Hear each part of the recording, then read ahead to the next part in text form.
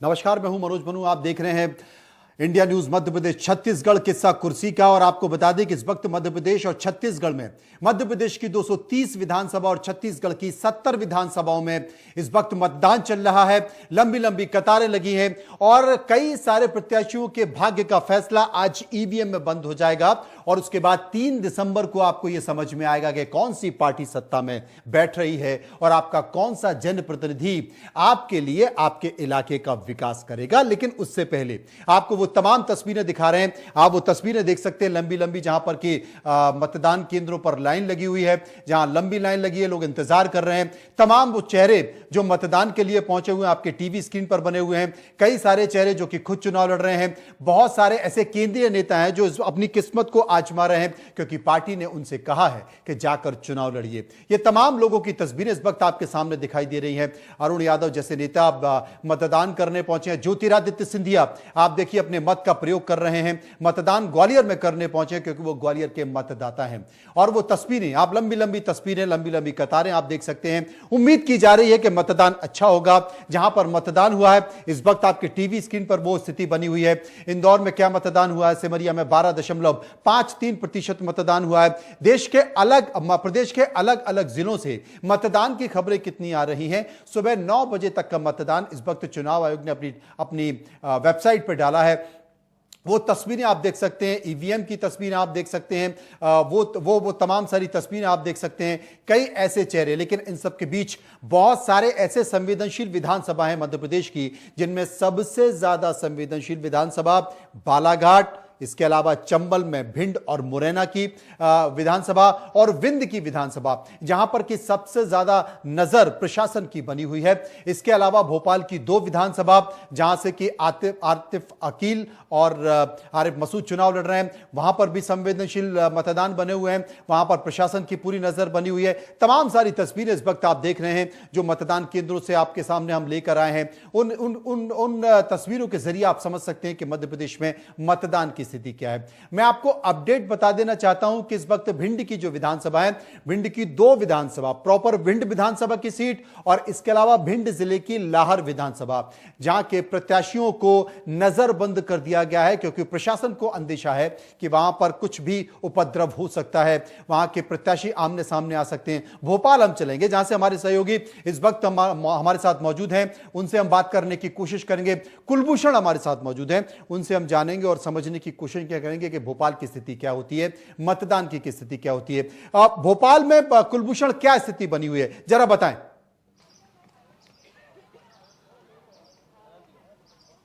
बिल्कुल, राजधानी भोपाल की अगर बात की जाए तो अभी शांतिपूर्ण तरीके से मतदान हो रहा है और ये तस्वीर हम आपको दिखाना चाहेंगे क्योंकि जिस वक्त हम जिस मतदान केंद्र में है, ये पिंक मतदान केंद्र है। यहाँ पर जो व्यवस्थाएं बनाई गई हैं आप देख सकते हैं कि मतदाताओं के लिए विशेष तौर पर तमाम जो सुविधा है शासन प्रशासन की तरफ से दी गई है, चाहे वो बुजुर्ग मतदाता हो चाहे महिलाएं। हम बातचीत भी करेंगे कुछ मतदाता से। आज एक उत्सव का महापर्व है, आप अपने मत का उपयोग करेंगे? बिल्कुल करेंगे। कैसे देखते हैं, विकास के नाम पर वोट देंगे या फिर कैसा प्रतिनिधि आप चुनना पसंद करेंगे अपने लिए? विकास के नाम पर देंगे। विकास के नाम पे देंगे। आप तो एक महिलाएं हैं, अच्छा मैं भी आपसे बात करूंगा, लेकिन आपका क्या कुछ कहना है? विकास के लिए ही वोट करेंगे। विकास के लिए वोट करेंगे। वही सबसे बड़ी रिक्वायरमेंट है। एक क्योंकि आप युवा है, रोजगार का सबसे बड़ा साधन मध्य प्रदेश में हम कहीं ना कहीं देखते हैं रोजगार का साधन नहीं है, तो क्या मानते हैं आप, क्या इसके साधन आगे खुलना चाहिए? हाँ, इस पे सरकार को थोड़ा काम करना चाहिए क्योंकि बहुत से युवा अभी भी बेरोजगार ही हैं। बहुत सी जगहों पे जॉब अपॉर्चुनिटीज़ नहीं क्रिएट हो रही हैं, बहुत जगह वैकेंसीज भी हैं, तो इस पे सरकार को थोड़ा सा काम करना चाहिए। बिल्कुल, पहली बार सबसे पहले तो आपको बहुत बहुत बधाई क्योंकि आज पहली बार आप अपने मत का उपयोग करेंगे। कैसा लग रहा है? अच्छा लग रहा है। क्या सोच के आप अपने मत का उपयोग करेंगे? कुछ सोचा होगा, अभी 18 साल में कुछ देखा होगा मध्य प्रदेश के लिए? लाइक ग्रोथ ही सोची है, अभी ग्रोथ करे जो सोची है क्योंकि आप एक युवा है, कई आप क्योंकि आपके सपने भी होंगे कि आपको आगे क्या करना है, क्या अपॉर्चुनिटी है, तो उसको सोचते हुए कैसा आप अपना प्रतिनिधि चुनेंगे और कैसा एक प्रतिनिधि होना चाहिए? जो नई नई चीजें ला सके यूथ के हिसाब से, देखिए नई जनरेशन के हिसाब से, पुराने थॉट्स ना हो, न्यू थॉट्स का प्रभाव हो। बिल्कुल। इसके साथ ही मैं मतदान केंद्र की भी तस्वीर दिखाना चाहूंगा। यहाँ पर सेल्फी पॉइंट भी बनाए गए हैं। जो मतदाता हैं वो अपने पिंक जो मतदान केंद्र है वहां पे वोट अपने मत का उपयोग कुलभूषण, करने मैं के आपसे बाद यह वो जानना सेल्फी चाहता ले हूं, सकते हैं। कुलभूषण मैं आपसे यह जानना चाहता हूं कि भोपाल के कौन से मतदान केंद्र पर है, क्योंकि भीड़ नहीं दिखाई दे रही है। करीब 12 बजने वाले हैं और अब तक भीड़ नहीं दिखाई दी है।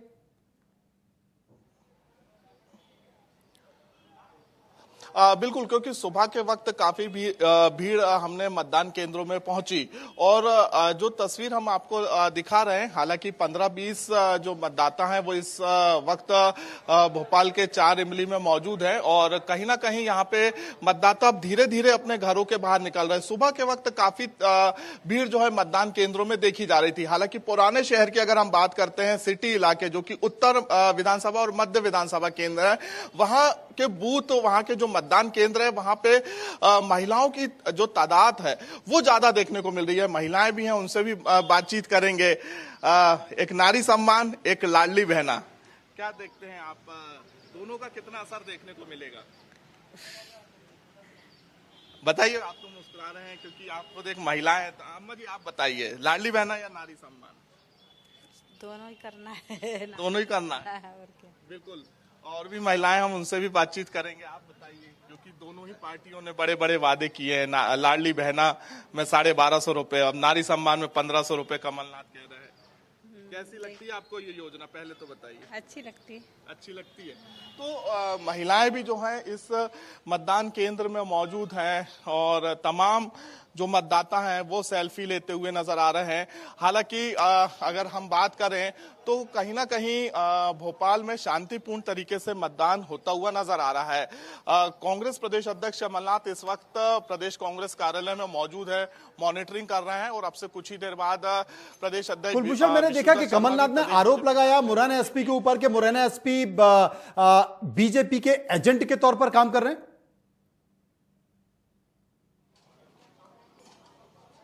बिल्कुल। अभी कुछ ही देर पहले जब हमने उनसे बातचीत की तो उन्होंने मुरैना एसपी से फोन में भी बातचीत की है और फोन में बातचीत करने के बाद उनका यही कहना है कि जो मुरैना के एसपी हैं वो बीजेपी के एजेंडे पर काम कर रहे हैं। लेकिन यहाँ पर प्रदेश अध्यक्ष विष्णुदत्त शर्मा से भी जब हमने बात की तो जो फायरिंग हुई है उनका ये कहना है कि ये कांग्रेस के कार्यकर्ता जो है लोगों को उकसाते हुए नजर आ रहे हैं। दोनों ही राजनीतिक दलों के जो प्रदेश अध्यक्ष है वो एक दूसरे पे आरोप लगा रहे हैं। हालांकि मध्य प्रदेश की राजधानी में अभी फिलहाल शांतिपूर्ण तरीके से मतदान होता हुआ नजर आ रहा है।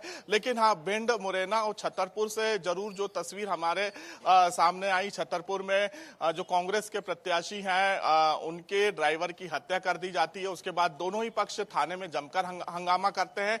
तो कुछ जगह से तस्वीरें सामने आ रही हैं।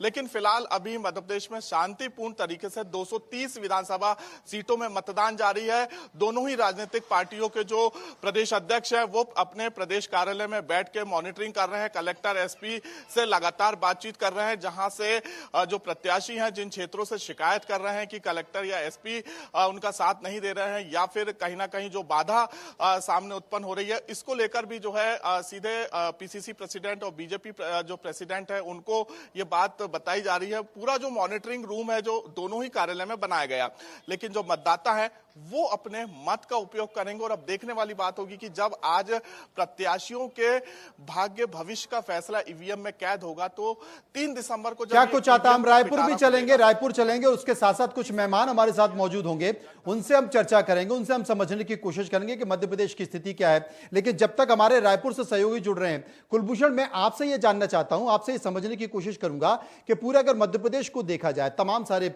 अपने अपने घोषणा पत्र हैं, संकल्प पत्र हैं, वचन पत्र हैं, उनके जरिए मध्य प्रदेश के मतदाताओं में भरोसा जताने की कोशिश की गई है। लेकिन जो 19 साल की सरकार बीजेपी की एक तरफ है और दूसरी तरफ लंबे समय से सत्ता का इंतजार कांग्रेस कर रही है। लेकिन अगर मतदाताओं की स्थिति को समझा जाए तो मतदाता किसको परफॉर्मेंस दे रहे हैं? क्या वो विकास को परफॉर्मेंस दे रहे हैं? क्या वो वचन पत्र और संकल्प पत्र को परफॉर्मेंस दे रहे हैं? वो जो फ्रीबीज की घोषणाएं उनकी तरफ ज्यादा फोकस है? क्या माना जा रहा है? बिल्कुल, आपका जो सवाल था, हम सबसे पहले जो मतदाता हैं उनसे ये सवाल करेंगे, उसके बाद आगे के विषयों में चर्चा करेंगे। विकास के नाम पर वोट दिया जाएगा, क्योंकि आपकी क्या राय है? लंबे समय से बीजेपी की सरकार है, जनता ये चाहती भी है कि समय समय पे सरकार बदले और सभी को मौका दिया जाए, लेकिन आप क्या चाहते हैं, क्योंकि आप एक खुद मतदाता हैं? कोई भी सरकार आए, हम तो ये चाहते हैं कि वो विकास के कार्य करे, युवाओं को रोजगार के साधन पैदा करे, और यही है। और शहरों का थोड़ा विकास होना चाहिए। लेकिन अभी बात की जाए तो दोनों ही राजनीतिक पार्टी जो बड़े बड़े वादे कर रही है, मध्य प्रदेश का खजाना पूरा खाली है, लेकिन जो बड़े वादे किए जा रहे हैं, फ्री की जो रेवड़ी बांटी जा रही है, इससे कितना नुकसान? पार्टियों को रोक लगानी चाहिए, थोड़ा जरूरी, इस पर जरूर रोक लगानी चाहिए। इसका तो कोई अंत भी नहीं है, कितना करेंगे, कहाँ तक देते जाएंगे, तो इसकी तो कोई सीमा भी नहीं है। आज 1000, 500, 1500 फिर बांटती ही जाइए, तो इस पे तो रोक लगानी ही चाहिए। पीसीआर क्या रायपुर से हमारे साथी जुड़ गए हैं? यही कहना है कि जो फ्री की रेवड़ी है, इस पे जरूर रोक लगाना चाहिए, क्योंकि सीधे चलेंगे दीपक विश्वकर्मा रायपुर से हमारे साथ। पूछने पे बताया जा रहा है कि दीपक इस वक्त हमारे साथ जुड़ गए हैं, हम उन्हीं के पास चलेंगे। दीपक, छत्तीसगढ़ क्या कहता है? छत्तीसगढ़ में मतदाताओं की नजर में क्या है? किन चीजों को ध्यान में रखकर वो मत का प्रयोग कर रहे हैं? देखिए, सबसे बड़ी और सबसे पहली जो चीज है यहाँ पर मतदाताओं के मन में ये है कि हमारा कर्जा माफ होगा, हमको धान का समर्थन मूल्य मिलेगा, और इन चीजों की चर्चा जिस तरीके से 2018 में थी, वही चीजों की चर्चा आज फिर है। और सबसे महत्वपूर्ण बात यह है कि एक तरफ संकल्प पत्र है, दूसरी तरफ घोषणा पत्र है। संकल्प पत्र में जिन तमाम बिंदुओं का जिक्र किया गया, उसके ठीक एक दिन बाद घोषणा पत्र जारी होता है, और घोषणा पत्र जारी होने के बाद 4 दिन पहले एक ऐसी घोषणा का जिक्र किया जाता है जो भारतीय जनता पार्टी के संकल्प पत्र में थी, लेकिन कांग्रेस के जो घोषणा पत्र था उसमें नहीं थी। वो था गृह लक्ष्मी योजना, जिसको 15,000 रुपए सालाना देने का वायदा किया गया था। उसी को भारतीय जनता पार्टी ने कहा कि हम 12,000 रुपए सालाना देंगे। उसी से एक कदम आगे बढ़ते हुए मुख्यमंत्री भूपेश बघेल ने मीडिया के सामने मुखातिब होते और चर्चा करते कि हम कहीं ना कहीं अब 15,000 रुपए देंगे। तो समझा जा सकता है कि साल भर के पहले जो 3,000 रुपए का डिस्टेंस है या 3,000 रुपए का गैप है, उसको एक कदम आगे बढ़ाने की कोशिश की गई, क्योंकि जिस तरीके से ये वायदा किया गया था भारतीय जनता पार्टी द्वारा कि हम 3100 रुपए देंगे, उसके इतर भारतीय जनता पार्टी वायदा कर देती है कि 2500 रुपए देंगे। समझा जा सकता है कि एक कदम आगे चलने की ओर है, क्योंकि कांग्रेस ये वेट कर रही थी कि जैसे ही भाजपा का जो घोषणा पत्र है वो जारी हो जाए, उसके बाद हम एक कदम आगे बढ़ेंगे, और एक कदम आगे बढ़ने के बाद हम अपना जो संकल्प पत्र है, घोषणा पत्र कह लीजिए, या जो जनता के नाम दिया जाना है कि क्या क्या दिया जाएगा, उन तमाम चीजों की चर्चा की जाएगी। और हुआ भी यही। भारतीय जनता पार्टी ने जिन 18 लाख मकानों को देने का वायदा किया, पीएससी घोटाले का जिक्र किया। दीपक, वहां जो लोग हैं वो क्या कहते हैं? देखिए, एक और रोचक चीज है, जहां हम मौजूद हैं, ये मुख्यमंत्री भूपेश बघेल का गृह ग्राम है कुरुडी, पाटन में हम मौजूद हैं, और यहाँ की स्थिति ये है, मौजूदा दौर में यहाँ की स्थिति है, यहाँ मात्र 390 मतदाता हैं, और इक्का दुक्का लोग ही अभी है। और चूंकि हाई प्रोफाइल सीट है, तो यहाँ पर अभी अंदर जाने की इजाजत नहीं दी जा रही, क्योंकि चर्चा यह है कि कुछ देर बाद मुख्यमंत्री भूपेश बघेल, उनकी पत्नी मुक्तेश्वरी बघेल और चैतन्य बघेल अपनी पत्नी संग पूरा परिवार, उनकी बेटियां, उनके बच्चे, उनकी बहू और स्वयं मुख्यमंत्री भूपेश बघेल यहाँ कुछ देर बाद पहुंचेंगे। तो समझा जा सकता है कि 390 मतदाता है, क्योंकि एक बार सहयोगी को कहूंगा दिखाएंगे। देखिए, मात्र इतने ही लोग हैं, वो सामने जो दिख रहा है आपको, उतने ही लोग हैं, बहुत कम लोग हैं, उससे ज्यादा तो यहाँ सिक्योरिटी है, और सबसे खास बात ये, उससे ज्यादा जो मीडिया पर्सन्स हैं वो है, क्योंकि स्थिति यह है कि मुख्यमंत्री भूपेश बघेल आएंगे। मुख्यमंत्री भूपेश बघेल का इंतजार सुबह से किया जा रहा है, और कहा यह जा रहा है कि 12:30 बजे के आसपास मुख्यमंत्री भूपेश बघेल यहाँ पहुंच सकते हैं। इसलिए जो लोग हैं वहाँ। चलिए, बहुत बहुत शुक्रिया करेंगे दीपक आपका। 12:30 बजे मुख्यमंत्री भूपेश बघेल पहुंचेंगे, अपने मतदान का प्रयोग करेंगे।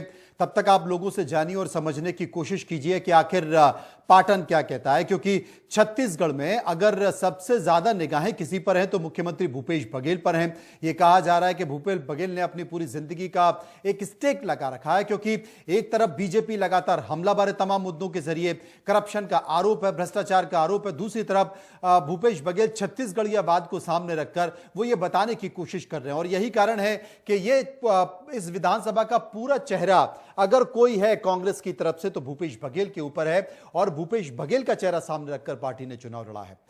राजनीतिक विश्लेषज्ञ इस वक्त हमारे साथ मौजूद हैं, हम उनके पास चलेंगे। राजनीतिक विशेषज्ञ वासुदेव शर्मा हमारे साथ मौजूद होंगे, वरिष्ठ पत्रकार हैं। संजय जी भी हमारे साथ मौजूद होंगे, संजय बघेल, उनसे हम चर्चा करने की कोशिश करेंगे मध्य प्रदेश की राजनीति को वो कैसे मानते हैं।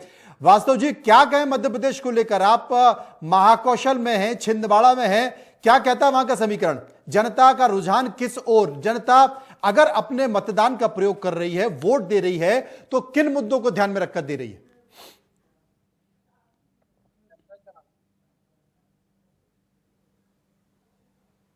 जब स्थिति है यार। वासुदेव जी, मेरी आवाज लाइव चार्ज हो रहा है ना? जी चार्ज हो रहा है। वासुदेव जी बताइए।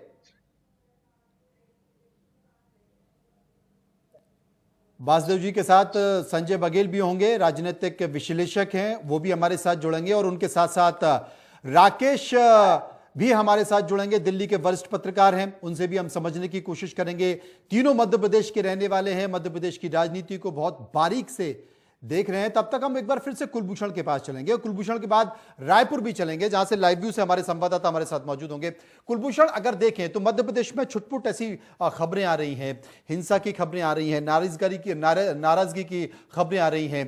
कांग्रेस के तमाम प्रत्याशी प्रशासन पर यह आरोप लगा रहे हैं, उनका यह कहना है कि प्रशासन बीजेपी के एजेंट की तरह काम कर रहा है। लेकिन इन सब के अगर साथ देखा जाए तो मध्य प्रदेश में मतदान अभी शांतिपूर्वक चल रहा है। रात को जरूर सीधी में वहां पर कांग्रेस प्रत्याशी ज्ञान सिंह के खिलाफ कार्रवाई हुई, एफआईआर दर्ज की गई है। वहां पर रीति पाठक और कांग्रेस के जो प्रत्याशी हैं सीधी से वो आमने सामने आ गए। वही स्थिति भिंड में देखी जा रही है। भिंड के लाहौर में प्रशासन ने सभी उम्मीदवारों को एक कमरे में बंद कर दिया है। रसाल सिंह के ऊपर कई आपराधिक प्रकरण दर्ज है। डॉक्टर गोविंद सिंह पहले ही लगातार आरोप दर्ज लगा चुके हैं। वही स्थिति भिंड में प्रॉपर में मौजूद है, जहां राकेश सिंह, संजय और नरेंद्र सिंह तीनों को एक कमरे में बिठा दिया गया है कि कहीं कोई अनिष्ट ना हो जाए, कोई घमासान ना हो जाए, सबके समर्थक लड़ ना जाए। और प्रशासन इन सबके साथ में बिठाकर इन लोगों को यह बोला कि अपने समर्थकों को संकेत दे कि भाई झगड़ा ना करें, लड़ाई झगड़ा ना करें, आप हमारे साथ रहिए, प्रशासन की निगरानी में रहिए, नजरबंद रहिए। तो मध्य प्रदेश की ओवरऑल तस्वीर क्या है?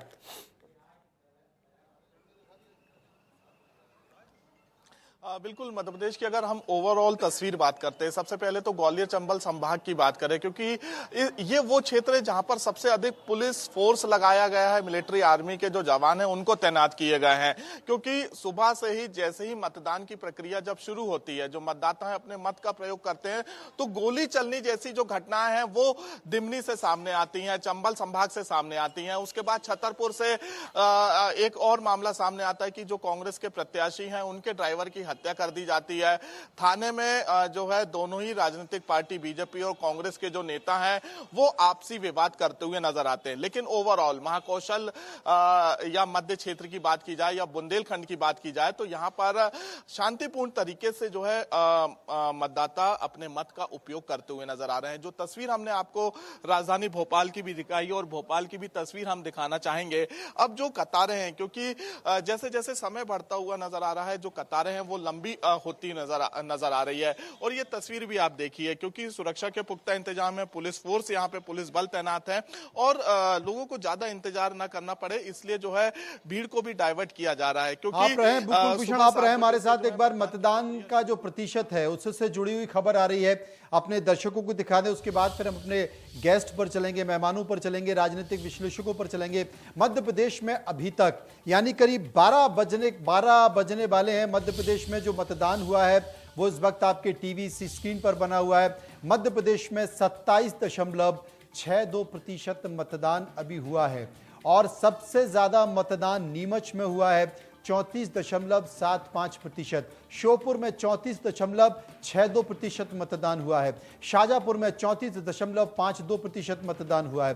तमाम जिलों का अपडेट आपको दे रहे हैं, और सबसे कम मतदान अगर कहीं हुआ है तो वो टीकमगढ़ में हुआ है, 16.28%। सबसे कम मतदान टीकमगढ़ में हुआ है। मध्य प्रदेश में मतदान 27.62%। ये मैं वो मतदान का प्रतिशत बता रहा हूं जो इलेक्शन कमीशन ने जारी किया है। आधा घंटे का अंतर इसमें मान लीजिएगा, थोड़ा सा अपडेट हुआ है, लेकिन जो आधिकारिक तौर पर मतदान का प्रतिशत चुनाव आयोग ने जारी किया है वो मतदान का प्रतिशत दिखाई दे रहा है। 27 के आसपास मतदान हुआ है, और शाजापुर में 34 हुआ। सबसे कम मतदान टीकमगढ़ में देखा जा रहा है। टीकमगढ़ में सबसे कम मतदान हुआ है। ये ताजा अपडेट हम आपको दिखा रहे हैं। राजनीतिक पंडित या वरिष्ठ पत्रकार, राजनीतिक विश्लेषक हमारे साथ बने हुए हैं। हम उनको दिखाएंगे। ज्योतिरादित्य सिंधिया अपने मत का प्रयोग करते हुए, मतदान करते हुए ग्वालियर में, आप देख सकते हैं तस्वीरों में। भोपाल अभी 19.30% मतदान हुआ है। यह मतदान जो इस वक्त आपके टीवी स्क्रीन पर राजगढ़ में 27.79%, 11 बजे तक का अपडेट आपको दे रहा हूं। 11 बजे तक कहां कितना मतदान हुआ? इंदौर में 21.83%, 11 बजे तक मतदान हुआ है। ग्वालियर में 19.82%, 11 बजे तक मतदान दिया है। अगर अभी तक का मतदान देखें, जबलपुर में सबसे ज्यादा मतदान 25.94%, यह मतदान कुछ कहता है। भोपाल में 19.30%। जहां जहां मतदान ज्यादा होगा, आप लिख लीजिए, वहां पर बीजेपी को फायदा होगा। जहां मतदान कम होगा, वहां कांग्रेस को फायदा होगा। एक संकेत है, एक समीकरण है। और जबलपुर में अगर 27% तक मतदान हुआ है तो यह संकेत कहता है। ग्वालियर में 19% मतदान हुआ। वरिष्ठ पत्रकार राकेश शुक्ला इस वक्त हमारे साथ जुड़ गए हैं। संजय बघेल भी हमारे साथ जुड़ेंगे और वासुदेव शर्मा हमारे साथ जुड़ेंगे। राकेश जी, क्या कहें? मध्य प्रदेश में फ्रीबीज की लूट तो आपने देखी। बीजेपी का संकल्प पत्र में फ्रीबीज क्या कहता है, कांग्रेस के वचन पत्र में फ्रीबीज क्या कहता है। संजय बघेल भी इस वक्त हमारे साथ जुड़ गए हैं। ये फ्रीबीज की जो स्थिति है, इस फ्रीबीज को देखा जाए या नेताओं के वायदों को देखा जाए, 19 साल की बीजेपी सरकार को देखा जाए या 19 साल के कांग्रेस के संन्यास को देखा जाए, क्या असर करने वाला है? देखिए, इसमें असर की बात तो बाद में की जाएगी। पहले ये देखा जाएगा कि भारतीय जनता पार्टी ने उसी असर को ध्यान में रखते हुए ही इस बार शिवराज सिंह चौहान जी के चेहरे को आगे नहीं बढ़ाया है। और रणनीति के तहत उन्होंने 7 ऐसे चेहरे दिए जिसमें 4 प्रमुख चेहरे हैं, जिनको ये मान के चला जा रहा है कि इन 4 में से कोई एक चेहरा यदि भारतीय जनता पार्टी बहुमत में आई तो वो मुख्यमंत्री बन सकते हैं। तो भारतीय जनता पार्टी तो पूरी एहतियात बरत के चल रही है कि ऐसी कोई भी सत्ता विरोधी जिसकी चर्चा होती है, 18 साल का शासनकाल है भारतीय जनता पार्टी का, तो सत्ता विरोधी लहर ना हो, उसका नुकसान ना हो, इसके लिए भारतीय जनता पार्टी रणनीतिक तरीके से भारतीय जनता पार्टी के बड़े नेताओं का चेहरा सामने करके चल रही है।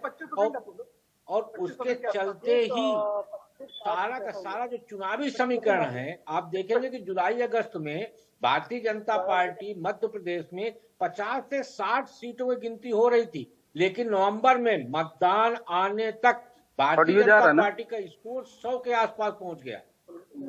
तो ये सारे समीकरण बता रहे कि भारतीय जनता पार्टी पूरी रणनीति के साथ मध्य प्रदेश का चुनाव लड़ रही है। भारतीय जनता पार्टी पूरी रणनीति के पास लड़ रही है। लेकिन क्या राकेश जी, आप मानते हैं कि जिस तरीके से भारतीय जनता पार्टी अपनी एक रणनीति के तहत चुनाव लड़ रही है, 19 साल की एंटी इनकम्बेंसी जो होनी थी, जो हो रही थी, उसको बहुत स्मार्ट तरीके से, बहुत सुलझे हुए तरीके से उसने कम किया है? मैं वही कह रहा हूं जी। मैं जुलाई में गया था मध्य प्रदेश, बुंदेलखंड और बिंद क्षेत्र में मैं था करीब 10 दिन तक। और उस समय पर सारे मध्य प्रदेश का जो फीडबैक आया, उसमें भारतीय जनता पार्टी को कोई भी 50 से 60 सीटों से ज्यादा देने को तैयार नहीं था। लेकिन जब आप देखिए प्रत्याशियों की घोषणा होनी शुरू हुई, उसके बाद आप देखेंगे कि अचानक भारतीय जनता पार्टी के सीटों में इजाफा हुआ। और आज तमाम तरह के सर्वे, तमाम तरह के आकलन, राजनीतिक विश्लेषक, यहाँ तक कि कांग्रेस को भी ये मानना पड़ रहा है कि भारतीय जनता पार्टी 100 सीटों तक पहुंच गई है। कारण ये है कि जो कमलनाथ जी पहले 150 सीट का दावा करते थे, आज कमलनाथ जी ये बोलने से परहेज कर रहे हैं कि कांग्रेस कितनी सीटों पे जीत रही है। ऐसी स्थितियों में माना जा सकता है कि सत्ता विरोधी लहर को भांपते हुए ही भारतीय जनता पार्टी का केंद्रीय नेतृत्व वहां ऐसा। जी, राजेश विश्वकर्मा, बिल्कुल ठीक कहा आपने बहुत बीजेपी ने काफी मेहनत की और रिकवर करने की कोशिश की। वो कितना रिकवर कर पाती है, वो कहां पहुंच पाती है, इसके लिए इंतजार करना होगा। राजेश विश्वकर्मा इस वक्त जबलपुर हमारे साथ जुड़ गया। जबलपुर हॉट डिस्ट्रिक्ट है हॉट जिला बना हुआ है। और ये कहा तो बीजेपी का गढ़ जाता है, लेकिन पिछली बार कांग्रेस ने सेंध लगाई, अच्छी सेंध लगाई। राजेश, जबलपुर का मतदान क्या कहता है? जो मतदान का प्रतिशत जबलपुर में, वो कई मध्य प्रदेश में कुछ चुनिंदा जिलों की स्थिति है। 27% मतदान 11 बजे तक हुआ है, और अगर ये मतदान बढ़ रहा है तो ये मतदान संकेत क्या देता है? वहां की जनता, वहां के मत का प्रयोग करने वाले लोग क्या संकेत दे रहे हैं? बिल्कुल, अगर 11 बजे तक की बात की जाए तो मतदान प्रतिशत वाकई में बढ़ा हुआ है। 27% तक मतदान अब तक हुआ है, और लगातार दोनों ही पार्टियों ने अपनी ताकत झोंकी है। बीजेपी के तमाम बड़े नेता जबलपुर में प्रचार किए, रोड शो किए। अगर अमित शाह की बात की जाए तो उनका रोड शो जबलपुर में था। कांग्रेस की बात की जाए तो राहुल गांधी का रोड शो जबलपुर में था। तमाम दिग्गज जो है वो कहीं ना कहीं दोनों ही पार्टियों के जबलपुर में उतरे थे, और लगातार प्रयास जो था वो कहीं ना कहीं मतदाताओं को रिझाने का था। सबसे बड़ी राजेश, आपके पीछे मतदाता तो दिखाई नहीं दे रहे, क्या आप मतदान स्थल पर नहीं है क्या? बिल्कुल, देखिए, मतदान स्थल से अभी निकला हूं मैं, और लगातार जो साइंस कॉलेज मतदान सेंटर बनाया गया था, जहां से अब से कुछ ही देर पहले जो बीजेपी के प्रत्याशी हैं पश्चिम क्षेत्र से सांसद राकेश सिंह, उन्होंने मतदान किया है। और लगातार सुबह से लगातार जो है वो हम सारे मतदान केंद्रों में जा रहे हो। जिस तरीके का प्रतिशत अभी तक सामने आया है, लंबी लंबी लाइनें जो है वो मतदान केंद्रों में लगी हुई है। बहुत बहुत शुक्रिया करेंगे राजेश आपका, आप हमें जानकारी दे रहे हैं और आप मतदान स्थल पर पहुंचे। लेकिन ये तस्वीरें जो आपके सामने बनी हुई हैं, राम भद्राचार्य की तस्वीरें आपको दिखा रहे हैं। राम भद्राचार्य जिन्होंने साफ तौर पर कई प्रत्याशियों को बीजेपी के जिताने की अपील की है। आपने देखा होगा कि मुनमुन राय के बारे में उन्होंने कहा था कि ये लड़का बड़ा अच्छा है और ये लड़का, इसे आप जिताइए, मैं इसे कैबिनेट में जगह दिलवाऊंगा, मंत्री बनवाऊंगा। दीपक विश्वकर्मा हमारे साथ रायपुर में मौजूद है, उनके पास हम चलेंगे, ये समझने की कोशिश करेंगे। उसके बाद फिर संजय बघेल जो हमारे राजनीतिक विश्लेषक हैं, और वासुदेव शर्मा, उनके पास भी चलेंगे, जानेंगे। दीपक, क्या माना जाए, क्या जो मतदान है, क्योंकि जिस जगह आप खड़े हुए हैं वो सीट छत्तीसगढ़ की हॉट सीट कहलाती है, यानी कि एक तरफ विजय बघेल, दूसरी तरफ मुख्यमंत्री भूपेश बघेल, चाचा भतीजे के बीच में टक्कर, कांटे की टक्कर। क्या यह टक्कर वो संकेत दे पाएगी जिस संकेत का इंतजार बीजेपी को है? देखिए, ये कह पाना तो बहुत जल्दबाजी है, क्योंकि जिस तरह की हमने लोगों से जब पाटन में चर्चा की, जब हम किस्सा कुर्सी के कार्यक्रम में शिरकत कर रहे थे, तो वहां लोगों से जब बात की गई तो वहां यही कहा, आएगा तो काका, काका अभी जिंदा है। जब इस तरह की चर्चा और इस तरह की बात की जा रही थी, तो एक बात तो साफ हो गई कि जिस त्रिकोणीय मुकाबले की बात हो रही थी, जिस जूनियर जोगी की भी बात हो रही थी, आपके पीछे कोई भाई साहब झांक रहे हैं, वो ये जानने की कोशिश कर रहे हैं कि आप ज्ञान क्या दे रहे हैं। लेकिन जो भाई साहब आपके पीछे चले गए मुस्कुराते हुए, अगर उनका ज्ञान ले लिया जाए तो समझ में आ जाएगा कि छत्तीसगढ़ की राजनीति आखिर कहती क्या है। निकल गए। देखिए, कुछ लोग हैं, मैं बात कराने की कोशिश करूंगा, क्या कि सबसे महत्वपूर्ण बात यह है कि 390 मतदाता हैं। अब 390 मतदाता में कुछ लोग अंदर हैं, कुछ लोग बाहर हैं। कुछ लोग बाहर अपनी बारी का इंतजार कर रहे हैं, और इंतजार इसलिए कर रहे हैं कि हम भी मतदान करने जाएंगे। ये अंदर बाहर के चक्कर में दीपक खेला तो नहीं हो जाएगा? लेकिन एक बार कोशिश करते हैं कि जो लोग, दीपक, ये अंदर बाहर के चक्कर में छत्तीसगढ़ में खेला तो नहीं हो जाएगा? तो नहीं हो।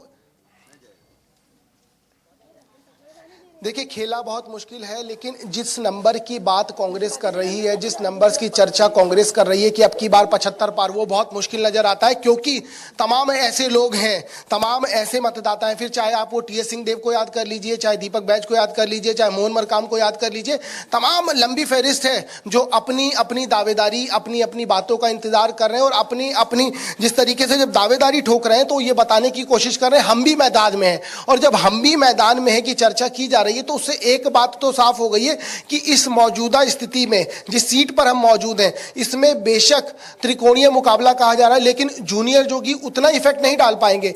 इसके इतर विजय बघेल वर्सेस भूपेश बघेल। खास बात, आपके पीछे बहुत सारे जर्नलिस्ट भी खड़े हुए हैं, वो जर्नलिस्ट क्या कहते हैं, एक बार उनसे समझ लिया जाए। देखिए, सब अपने अपने चैनल के लिए और सब अपने अपने संस्थानों से आए हैं, उनसे कुछ लोग आ रहे हैं, बात करने की कोशिश करते हैं उनसे। एक बार इनसे किसके पक्ष में माहौल नजर आता है? ये देखिए गांव के लोग हैं, इनसे कुछ और लोग हैं जो मतदान करने जा रहे हैं यहीं के। किसके पक्ष में माहौल नजर आता है, बताओगे?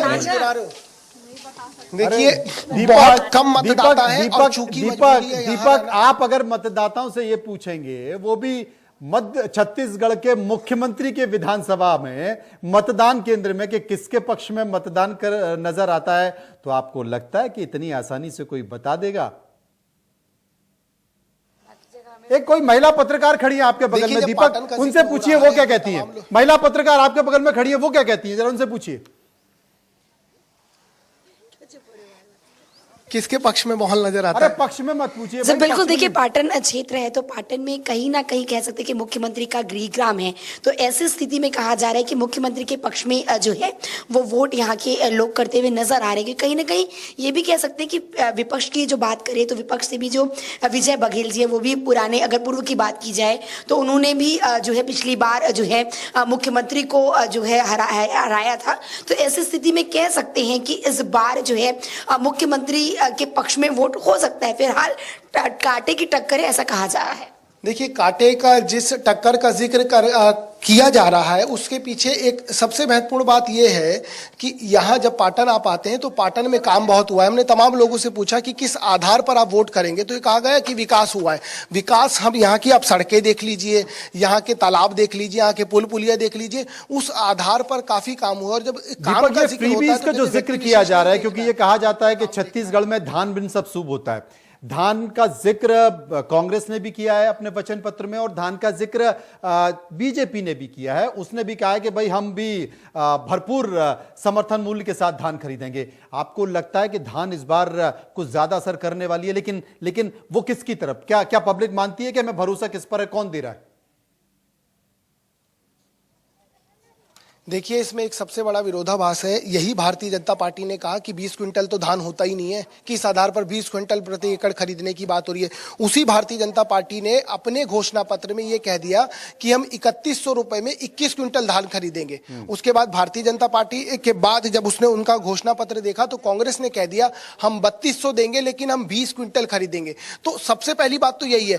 लेकिन इस मौजूदा दौर में छत्तीसगढ़ में जो चुनाव हो रहा है उसमें एक बात साफ हो गई है कि पार्टी कोई भी जीते, चाहे वो कांग्रेस चाहे बीजेपी, यहां जो लाभ हो रहा है या जो जीत होगी वहां यहां किसानों की होगी। क्योंकि किसानों के लिए जिस तरीके से लकीर खींची गई है, क्योंकि मुझे याद है मैं कुछ दिन पहले डोंडी लोहारा में जो मंत्री हैं महिला बाल विकास अनिला भेड़िया, जब उनसे जिक्र कर रहा था तो उनसे ये पूछा गया कि कर्जा जो आप माफ कर रहे हैं उसका आधार क्या है, तो उन्होंने कहा मेरा भी 3 लाख रुपए कर्ज है जो इस साल माफ होगा। और अकेले जो डोंडी लोहारा या बालोद जिले की बात की जाए तो 465 करोड़ के आसपास का कर्ज है जो वहां माफ होगा। तो ये बहुत बड़ी रकम है।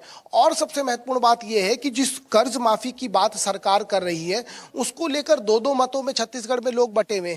एक व्यक्ति ये कहता है, हमें एक जिले में जब हम कार्यक्रम कर रहे थे जब वहां चर्चा की गई तो उन्होंने बहुत बहुत शुक्रिया करेंगे। दीपक आप नजर बनाए रहे हैं, क्योंकि मुझे लगता है कि मुख्यमंत्री भूपेश बघेल मतदान करने के लिए आने वाले हैं। आप सीधे चलेंगे राजनीतिक विश्लेषकों के पास। संजय बघेल और राकेश शुक्ला दोनों हमारे साथ बने हुए हैं। संजय साहब, मध्य प्रदेश की राजनीति क्या कहती है, नजर आ रही है? अभी मैं पिछले दिनों से देखा 2-3 महीने से मध्य प्रदेश में जब चुनाव की घोषणा हुई थी तब तक तो सही है, बिल्कुल आप राकेश शुक्ला जी बता रहे थे कि मुझे एक तरफा चुनाव लग रहा था कि कहीं ना कहीं कांग्रेस बाजी मारते हुए आएगी। और उसका एक बड़ा रीजन एंटी इनकम्बेंसी था, क्योंकि जिस तरह से पिछले 4 दशक से वहां पे मुख्यमंत्री जमे हुए थे तो कहीं ना कहीं जनता के मन में होता है कि बहुत हो गया, थोड़ा सा बदलाव होना चाहिए। और शिवराज सिंह चौहान जी को लेकर के ज्यादा वो था। लेकिन जिस तरह चुनाव घोषणा होने के बाद किसी न किसी मतलब कई सांसदों को एक साथ उतार दिया गया, तो एक तरह से सिर्फ चौहान साहब वो एक तरह से चेहरा ना होकर के कई सांसद इस तरह से अंदाजा लगाया लगा, प्रॉस्पेक्ट लगाया जाने लगा कि नहीं ये भी संभावित हमारे मुख्यमंत्री हो सकते हैं। और जिस तरह से बहुत स्ट्रेटेजिकली कई जगहों पे चेंज किया गया, जो सिटिंग एमएलए वगैरह थे उनको चेंज करके, तो एक तरह से माहौल बना है कि नहीं यदि बीजेपी कहीं ना कहीं सत्ता में आती है तो हो सकता है इस बार जो है मुख्यमंत्री का चेहरा बदले। तो अभी जिस तरह से मेहनत बीजेपी ने लास्ट में किया है, और जिसका हमेशा मैं बोलता हूं कि बीजेपी तो हमेशा चुनाव में ही रहती है, वो अपनी स्ट्रेटजी कहीं ना कहीं एक जैसे नहीं रहती हमेशा। तो जिस तरह से बदला है तो मुझे लगता है थोड़ा सा जो झुकाव जो है बीजेपी की तरफ हुआ है। और अभी मुझे जो लग रहा है कांटे की टक्कर दिखाई दे रही, 10-20 का अंतर हो सकता है। लेकिन मुझे बीजेपी फाइट करती हुई दिखाई दे रही मनोज। राकेश जी, अगर देखा जाए, क्योंकि यह कहा जा रहा है कि तमाम सारी फ्रीबीज की घोषणाएं कांग्रेस ने भी की है, बीजेपी ने भी की है, लेकिन यह कहा जा रहा है कि इस बार मध्य प्रदेश में 19 साल की एंटी इनकम्बेंसी, जिसका इंतजार और जिस फायदे का इंतजार कांग्रेस कर रही थी, लेकिन वहां पर मामा यानी कि शिवराज सिंह चौहान ने एक मास्टर स्ट्रोक मार दिया, और वो मास्टर स्ट्रोक लाडली बहना योजना का है। कांग्रेस ने भी 1250 की जगह 1500 देने की बात की है, लेकिन एक दे रहा है, एक देने की बात कर रहा है। तो ये जो 19 साल की एंटी इनकम्बेंसी है, उसको लाडली बहना कितना काट कर पाएगी? क्योंकि आप कह रहे हैं कि आप भी जमीन पर घूमे हैं, तो क्या आपको वो चर्चा, वो पल्स, वो नब्ज महसूस हुई?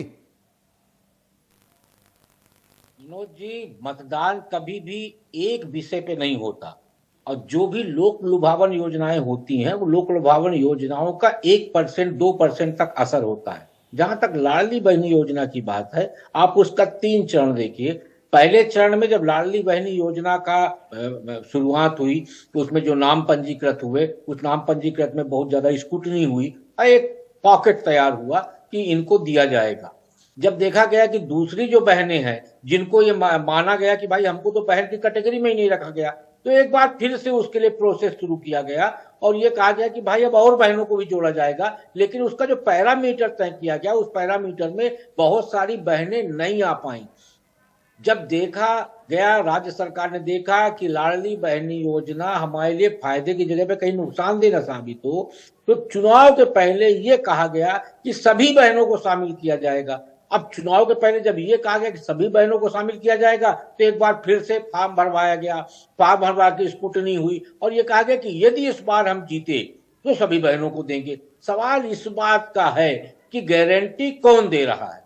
गारंटी जब नरेंद्र मोदी देते हैं उसका इम्पैक्ट होता है, गारंटी जब दूसरे कोई देते हैं उसका इम्पैक्ट उतना ज्यादा नहीं होता। जहां तक इस लोक लुभावन योजना की बात है, तो ये सच्चाई है कि लाडली योजना का फायदा हुआ, और लाडली लक्ष्मी योजना का फायदा देखते हुए ही आपको याद होगा कि 2014 के बाद भारतीय जनता पार्टी शासित सभी राज्यों ने इस योजना का इंप्लीमेंटेशन किया था। इसका श्रेय शिवराज जी को देना चाहिए।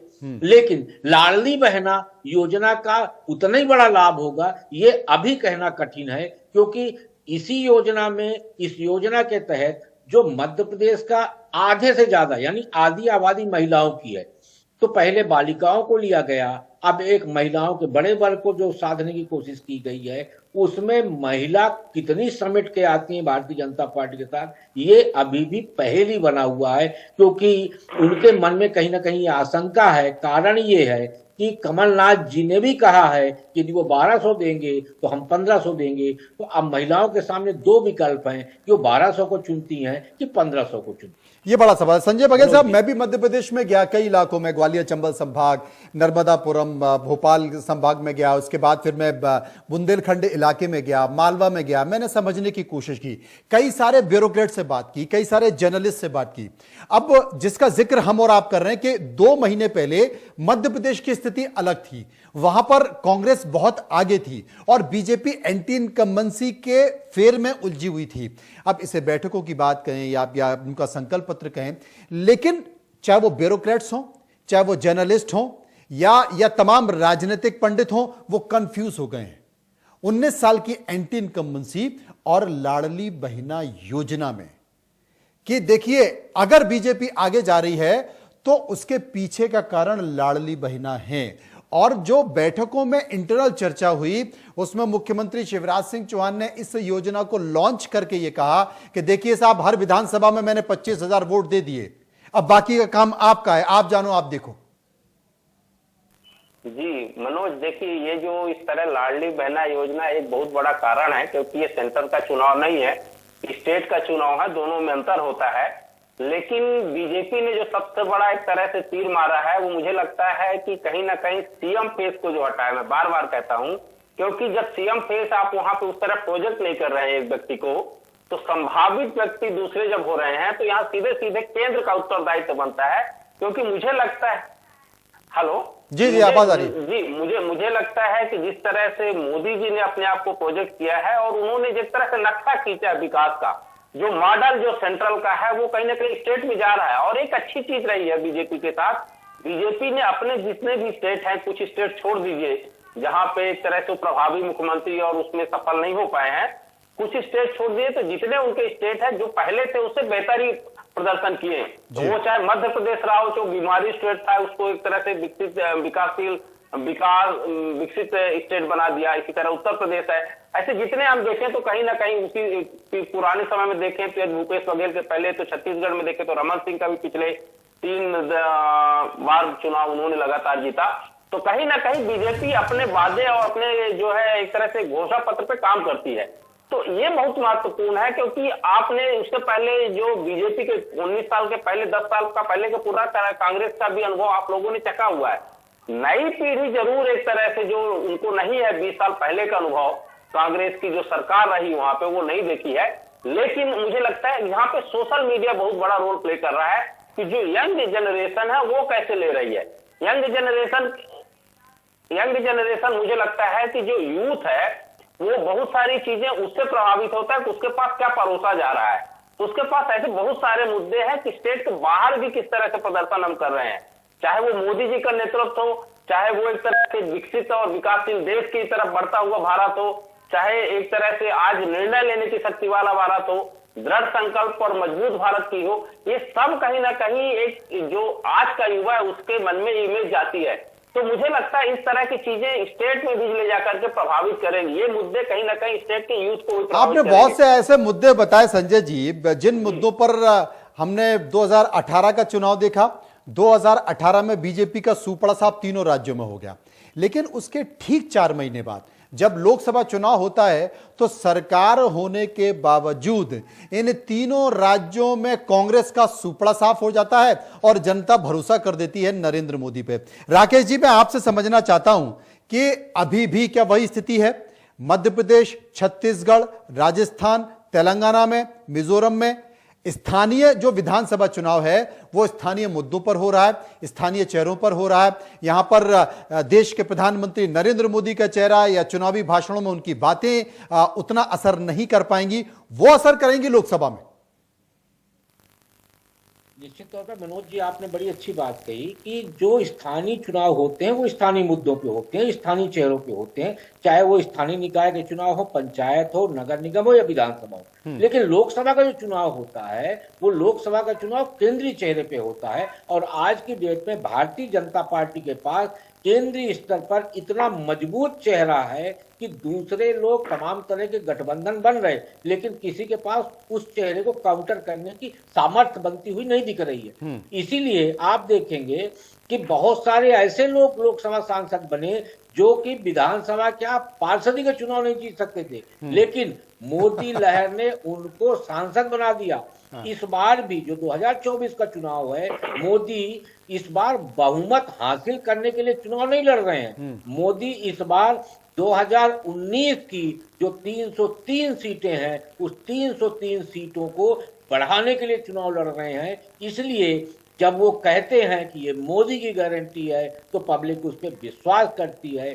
कारण उसका ये है कि 2014 से 2023 तक मोदी ने बहुत सारे सामाजिक कार्य किए, राष्ट्रीय कार्य किए, राष्ट्रीय स्वाभिमान का कार्य किया, राष्ट्रीय सुरक्षा का काम किया, जिसकी वजह से जनता के बीच में मोदी की एक विश्वसनीय छवि तैयार हुई है। और वही छवि 2024 में फिर से भारतीय जनता पार्टी को प्लस करेगी।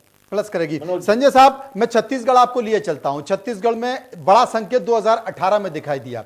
इस वक्त छत्तीसगढ़ में तमाम मुद्दे, एक बड़ा मुद्दा धान का मुद्दा होता है, धान के समर्थन मूल्य का मुद्दा होता है। जिस समर्थन मूल्य का जिक्र कांग्रेस ने किया उससे ज्यादा समर्थन मूल्य का जिक्र बीजेपी ने कर दिया। उन्होंने कहा कि हम 20 एकड़ की बात कर रहे हैं और उन्होंने 21 एकड़ की बात कर दी। लेकिन इसके अलावा जिस भ्रष्टाचार के मुद्दे पर, चाहे वो शराब का मुद्दा हो, महादेव ऐप का मुद्दा हो, छत्तीसगढ़ की कांग्रेस सरकार को घेरने की कोशिश की गई है, भूपेश बघेल को घेरने की कोशिश की गई है इन मुद्दों के जरिए। लेकिन भूपेश बघेल ने जो छत्तीसगढ़ीवाद चलाया, स्थानीयता का जिक्र किया है और यह बताने की कोशिश की है कि जनाब बीजेपी के पास आयतित किए हुए नेता हैं, मतलब वो छत्तीसगढ़ के नहीं हैं, उनके पूर्वज बाहर के थे और आप छत्तीसगढ़ियों को चुनिए, छत्तीसगढ़िया बात कीजिए, आप गोबर खरीदिए, आप गौमूत्र खरीदिए, साथ साथ जो वनोपज है उसका एक संकेत देने की कोशिश की। आपको लगता है कि छत्तीसगढ़ में कुछ संकेत बीजेपी दे पाएगी इन तमाम मुद्दों के बीच?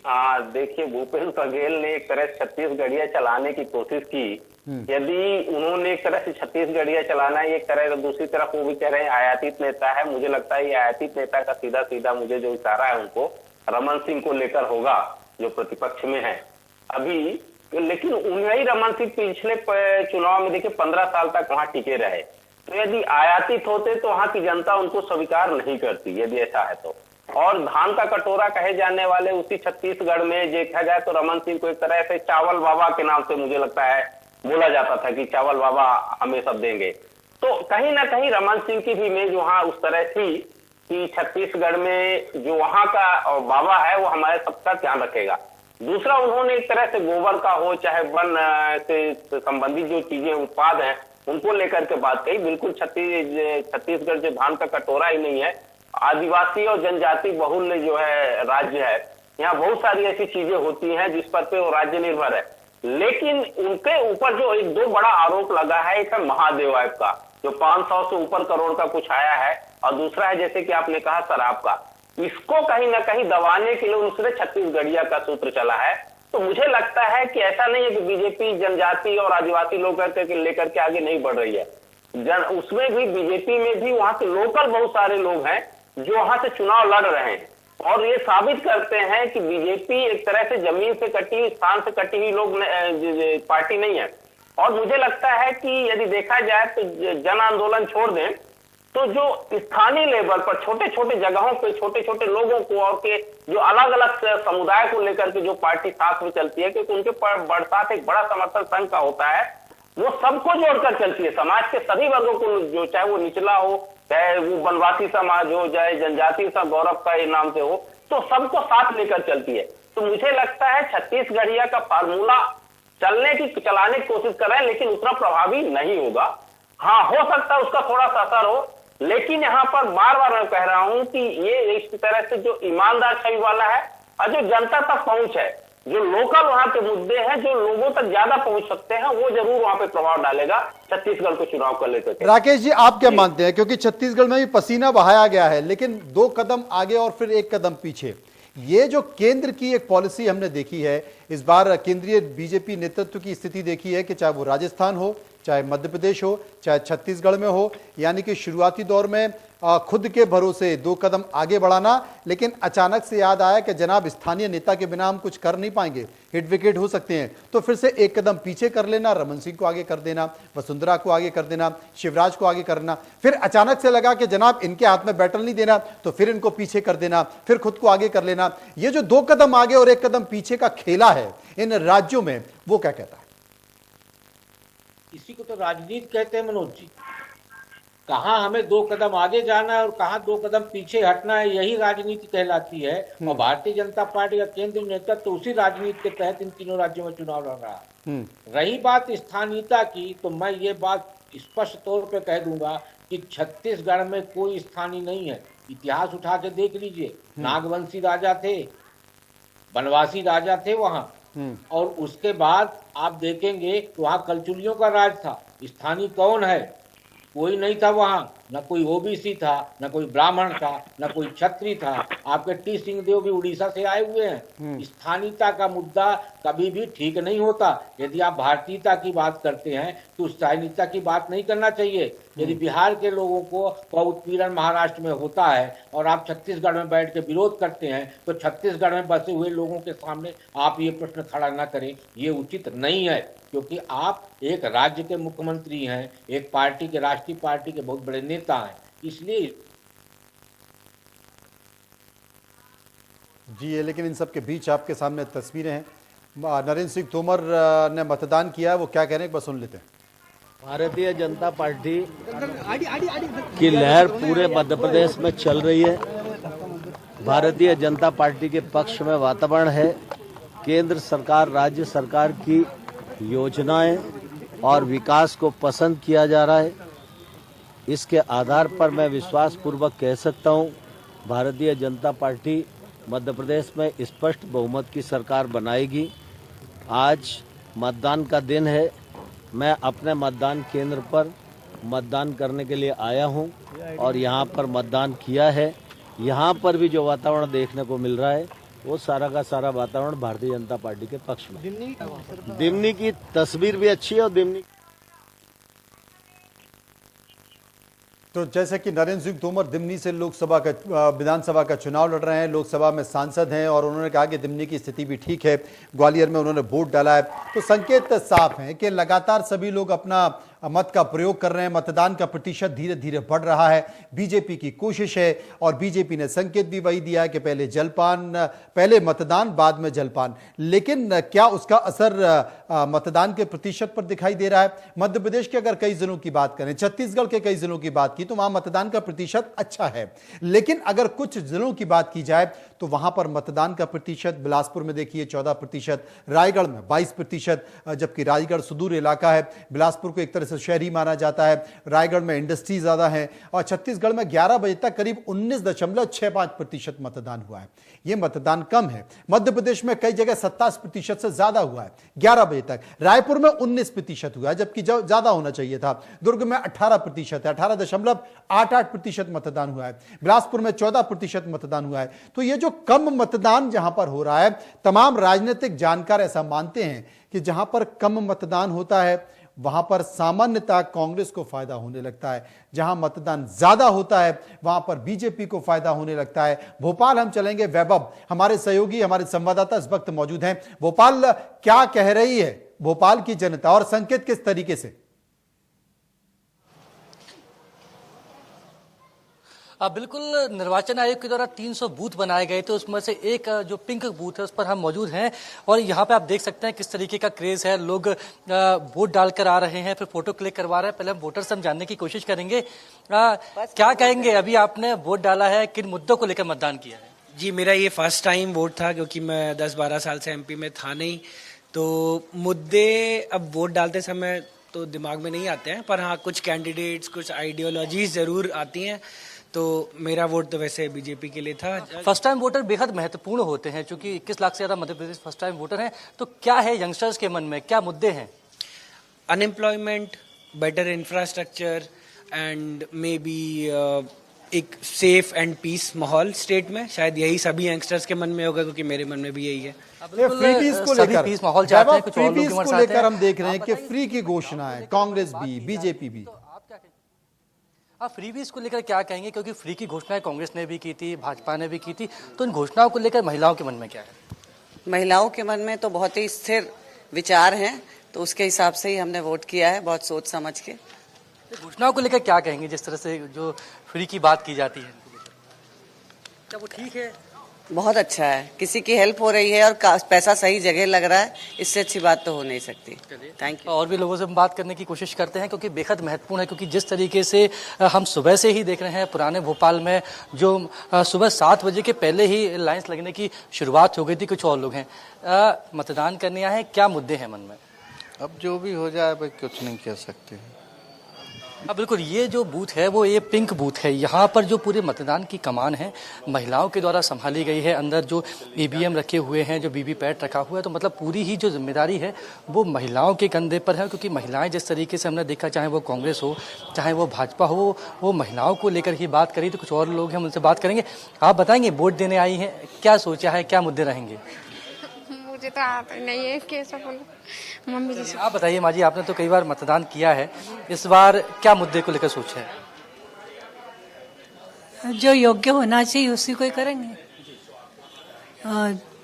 हमारे मर्जी से तो हमको सोच समझ के ही काम करना चाहिए। अपने को वातावरण या माहौल देख के कि आज की परिस्थिति में किसकी जरूरत है, इसके लिए ही हमको कोशिश करना चाहिए। तो क्या आपके मन में क्या है, मुद्दे क्या रह सकते? कई बार महंगाई मुद्दा रहती है, अन्य कारण रहते हैं। ये तो सब चलता रहता है, इसका मुद्दा ये कोई कारण नहीं है, ये तो होता ही रहेगा। चाहे जो भी पार्टी आए, महंगाई के लिए भी रोएंगे, सब बातों के लिए रोते रहेंगे। बस शासन अच्छा चलना चाहिए और ये दंगे फसाद और इन चीज़ों से हमको बच के रहना है। बिल्कुल, कुछ और भी लोग हमारे साथ हैं, बुजुर्ग, उनसे बातचीत करेंगे। बाबूजी, आज ये वोट डालने आए हैं, क्या मुद्दे हैं मन में? महंगाई, बेरोजगारी और हमको तो वोट देना ही है। ये जो फ्री की रेवड़ी बांटने की बात सामने आती है, चाहे वो कांग्रेस हो चाहे भाजपा हो, तो उनको लेकर क्या कहना चाहेंगे? फ्री की रेवड़ी बंद होना चाहिए, क्योंकि वो अच्छा असर नहीं डालती, प्रभाव नहीं डालती, क्योंकि फ्री की रेवड़ी खराब चीज़ है। बिल्कुल, जिस तरह से फ्रीबीज को लेकर बात की जा रही है, तो स्पष्ट तौर पर बुजुर्ग भी कह रहे हैं कि इस तरह की चीज़ें बंद होनी चाहिए, कि वो चीज़ें ठीक नहीं होती हैं। मनोज जी। बिल्कुल वैभव, तमाम सारी तस्वीरों को आप बता रहे हैं, पूरे मध्य प्रदेश से हमारे पास अपडेट आ रहा है, तमाम संवाददाता हमारे अपडेट दे रहे हैं और ये बताने की कोशिश कर रहे हैं कि मतदान की स्थिति क्या है। श्योपुर 11 बजे 34%, शाहजहांपुर 34.52%, कई ऐसे जिले हैं। लेकिन भोपाल में आप मौजूद हैं वैभव, मैं आपसे पूछना चाहता हूं कि भोपाल में मतदान की स्थिति क्या है। भोपाल में हालांकि कई सारे इलाके हैं, बहुत सारे भीड़ भाड़ वाले इलाके हैं, बहुत ऐसे बूथ हैं, 2 ऐसी विधानसभा हैं जहां पर मुस्लिम मतदाताओं की संख्या ज्यादा है, बहुत से ऐसे बूथ हैं यहां पर हिंदू मतदाताओं की संख्या ज्यादा है, क्योंकि कहीं ना कहीं बढ़ता हुआ दिखाई दे रहा है ये चुनाव। और स्वाभाविक तौर पर जिस तरीके से मुद्दे दिखाई दे रहे हैं वहां पर भी वर्ग समुदाय के बीच एक स्थिति भी देखी जा रही है। लेकिन इन सब के बीच ओल्ड पेंशन स्कीम है, इन सब के बीच लाडली बहना है, बहुत सारे यूथ, बहुत सारे युवा आपके सामने मौजूद है। उनसे यह समझने की कोशिश करें कि इस बार जो वादों का संक्रमण है दोनों ही राजनीतिक पार्टी चाहे कांग्रेस और बीजेपी, उस संक्रमण में मतदाता कहां उलझता हुआ दिखाई दे रहा है। अब बिल्कुल हम कुछ बात करने की कोशिश करेंगे, चाहे कांग्रेस हो चाहे भाजपा हो, कुछ सेम तरह की घोषणाओं की उन्होंने बात की। तो आप लोगों के मन में क्या है कि किस तरह से मध्य प्रदेश को आगे बढ़ना चाहिए, चाहे वो कांग्रेस हो चाहे भाजपा हो, कहाँ कमी लगती है और कहाँ भरपाई की जानी चाहिए? नहीं, जितनी भी घोषणाएं हैं, मतलब वो उसको ये जरूर सोचना चाहिए कि अल्टीमेटली हमारी इकोनॉमी पे क्या फर्क पड़ेगा उसका, है ना। तो ये तो लोग लुभावन घोषणाएं सभी पार्टियां करती हैं, अल्टीमेटली ये जो है कि ओवरऑल इकोनॉमिक डेवलपमेंट के लिए तो डैमेजिंग ही हो जाता है। तो we must really see what is required and what is not. Right, क्या लगता है, मतलब अब तक जिस तरह से हमने शासन देखे हैं, ओल्ड पेंशन को लेकर क्या कहेंगे? ओल्ड पेंशन स्कीम तो हम लोग चूंकि गवर्नमेंट सर्वेंट्स हैं तो हम उसको सपोर्ट करते हैं। बिल्कुल, चूंकि ये जो बूथ है ये ज्यादातर दिखता है। बड़ा सवाल है। बहुत बहुत शुक्रिया वैभव, आप काम करेंगे हमारे साथ। रायपुर हम चलेंगे, रायपुर से हमारे सहयोगी मौजूद हैं, वो क्या कहते हैं। Over to you Raipur.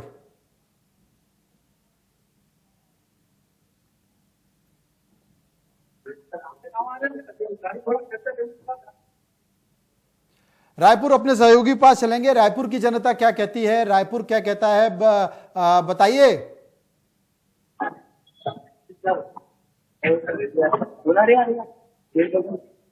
Jagjit जी बिल्कुल। देखिए छत्तीसगढ़ में, देखिए अभी फिलहाल के समय की अगर हम बात करें तो लगभग 22% से ज्यादा के मतदान हो चुके हैं और इस वक्त हम पाटन क्योंकि यहाँ के ये लड़ाई जो है वो यहाँ के भूपेश बघेल करता, यहाँ के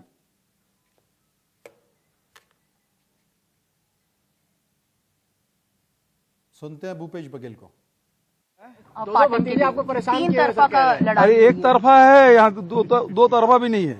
भतीजों से कोई परेशानी नहीं है। अरे कोई परेशानी, यहाँ तो एक तरफा है मामला। मैंने कहा ना, मैं चुनाव नहीं लड़ रहा हूँ पाटन में, यहाँ के कार्यकर्ता, यहाँ के मतदाता खुद लड़ाई लड़ रहे हैं। आप मामला एक तरफ भी कह चुके हैं सीएम साहब के रिश्ते में तो हम तुम्हारे लगते हैं, मतलब हाँ बोलो बोलो बोलो तो है, तो जब अपने आप को भतीजा साबित कर रहा है तो मैं बोल रहा हूँ रिश्ते में हम तुम्हारे बाप लगते हैं।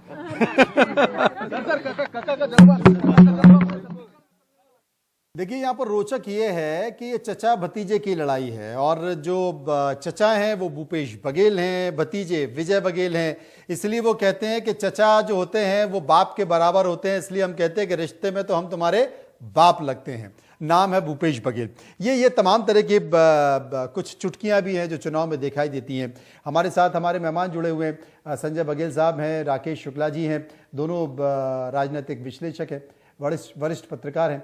उनके पास हम चलेंगे और जानने की कोशिश करेंगे कि आखिर मध्य प्रदेश का ये चुनाव क्या कहता है, क्योंकि बहुत सारे मुद्दे हैं। हमने छत्तीसगढ़ को भी देखा, हमने मध्य प्रदेश को देखा, मतदान प्रतिशत बढ़ रहा है और एक ये हकीकत है, ये मिथ है या राजनीतिक पंडित इसे मानते हैं कि जहां जहां मतदान जब ज्यादा होता है तो बीजेपी को फायदा होता है। एक बात ये कही जाती है कि मतदान जहां ज्यादा होता है वहां पर वो सत्ता विरोधी में कन्वर्ट हो जाता है, एंटी इनकम्बेंसी में कन्वर्ट हो जाता है। यह कहा जाता है कि वो सरकार के कामकाज के खिलाफ है।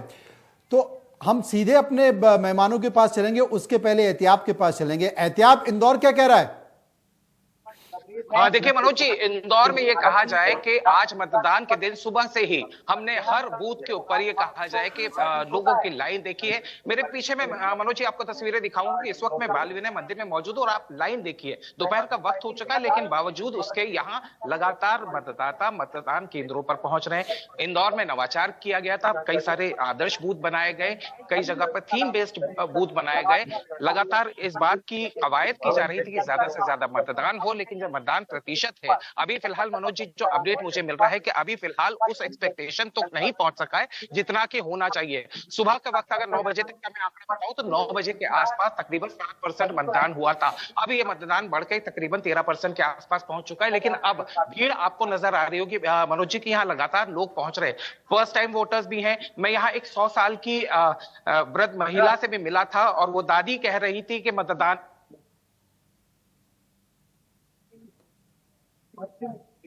करना चाहिए। मैं यहाँ कुछ लोग हैं उनसे भी मैं बात करवा देता हूँ। में जागरूकता नजर आ रही है, लोग निकल रहे हैं घर से बाहर। देखो सर, आपके सामने ही भीड़ है, बहुत भीड़ है। सुबह स्लो था, पर अभी सुबह स्लो था। तो सुबह लेट हो गए आप? लेट हो गए। कारण क्या बना सर? सर लगे थे काम में लगे थे और पहुंचे थे। पूरे परिवार के साथ पहुंचे हैं। मनोज जी, अगर कोई सवाल यहाँ वोटर से अगर आप चाहे तो मैं इनसे सीधे ले लूंगा, लेकिन सबसे बड़ी जो बात है लोगों से समझिए कि कौन से मुद्दे असर कर रहे हैं। जी, हालांकि हम यहाँ परिसर में हैं, मैं तो फिर भी, लेकिन मुद्दे की बात आपने पूछी है। सर, कौन से मुद्दे आपके जहन में हैं जिन मुद्दों के ऊपर आप आज यहाँ वोट करने पहुंचे हैं?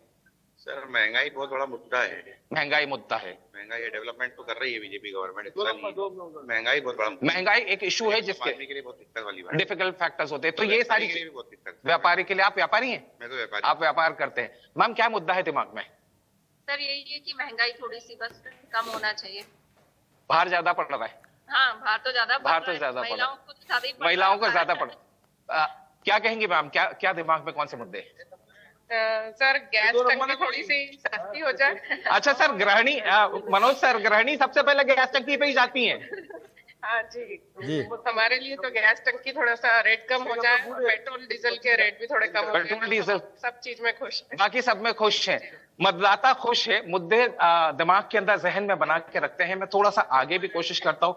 सर, जहन में कौन से मुद्दे हैं जब वोट करने पहुंचे? सर, अच्छा सर थोड़े से शर्मा। मैम, आपके दिमाग में कोई मुद्दा है? मैम की मुस्कुराहट बता रही है कि वो मुद्दे अपने दिमाग में सोच कर आए और हम लगातार कह रहे हैं कि इस बार जो मतदाता है वो लगातार खामोशी अख्तियार करे हुए। सर, कोई दिमाग के अंदर मुद्दे? कोई मुद्दे नहीं है दिमाग में। ये वोटिंग अच्छा होना चाहिए, वोटिंग अच्छा होना चाहिए, परसेंटेज बढ़ना चाहिए। परसेंटेज बढ़ेगा, आदमी अपने आप मुद्दे सामने आ जाएंगे, जो भी होगा मुद्दे सामने आ जाएंगे, नतीजा भी सामने आ जाएगा। वादे नेताओं के जो रहते हैं वो सब समझ में आ जाएंगे। हाँ, वोटिंग अच्छा होना चाहिए। आदमी सबको अच्छा वोट आके अपना काम धंधा छोड़ के वोट जरूर डालना चाहिए। मनोज जी, लगातार एक ही चीज की आवाज में आज सुबह से सुन रहा हूं, यहाँ इंदौर वासी जितने भी हैं वो सब यही कहते हुए नजर आ रहे हैं कि साहब वोट करने जरूर जाइए। वोट इतना जरूरी हो गया है कि वोट के लिए, पीछे मैं सूरज से कहूंगा, सूरज वो तस्वीरें अगर हम दिखा सकते हैं, यहाँ 3 बूथ है मनोज जी, यहाँ 3 बूथ है और इन तीनों बूथ के ऊपर आप देख सकते हैं कि लाइन लगातार बढ़ती ही जा रही है। जैसे जैसे वक्त बीतता जा रहा है लोग यहाँ लगातार पहुंच रहे हैं और लोगों के जहन में सिर्फ एक ही चीज है कि अपने मताधिकार का प्रयोग करें। शुक्रिया, मैं एहतियाब आपसे करेंगे और आपने तमाम मुद्दों को बताने की कोशिश की। हमारे मेहमान राजनीतिक विश्लेषक हमारे साथ बने हुए हैं। राकेश शुक्ला मेरे साथ मौजूद है। राकेश जी, मैं आपसे एक चीज जानने की कोशिश कर रहा हूं, क्या यह विधानसभा चुनाव बीजेपी और कांग्रेस दोनों की दशा दिशा को बदल देगा, उनके चेहरों को बदल देगा, उनके काम करने के तरीकों को बदल देगा? एक नया संकेत यह विधानसभा मध्य प्रदेश, छत्तीसगढ़, राजस्थान में लेकर आ रहा है दोनों ही राजनीतिक पार्टियों के लिए। मनोज जी, हर चुनाव एक नई सीख देता है और उसी सीख के साथ राजनीतिक दल आगे बढ़ते हैं। आप पिछले चुनाव देखिए, दिग्विजय सिंह का शासनकाल देखिए, कांग्रेस ने सीख नहीं ली और 2003 में उसको बहुत बुरी तरीके से हार का सामना करना पड़ा। भारतीय जनता पार्टी 2003 में जीती, सीख ली और लगातार 18 साल से शासन में है। तो मध्य प्रदेश में सीख लेते हुए जो राजनीतिक दल आगे बढ़ते हैं वो सफल होते हैं, जो सीख नहीं लेते वो राजनीतिक दल सफल नहीं होते हैं।